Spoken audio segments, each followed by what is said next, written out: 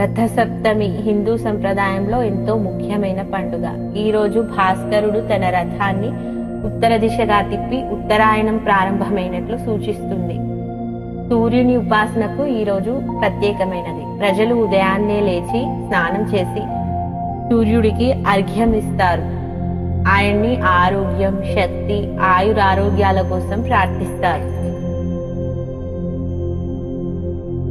ఈ రథసప్తమి రోజు సూర్యకిరణాలు పడే చోట తూర్పు దిక్కున తులసి కోట పక్కగా ఆవు పేడతో అలికి దానిపై పిండితో పద్మం వేసి పొయ్యి పెట్టి పిడకలు అంటించి పాలు పొంగించి ఆ పాలల్లో కొత్త బియ్యం, బెల్లం, నెయ్యి వేసి పరమాన్నం తయారు చేస్తారు.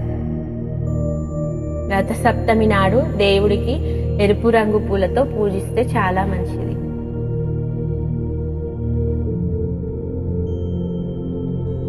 సప్తాశ్వరథమారూఢం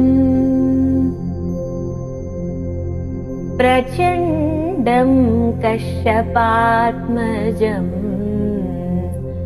శ్వేతపద్మధరం దేవం తం సూర్యం ప్రణమామ్యహం.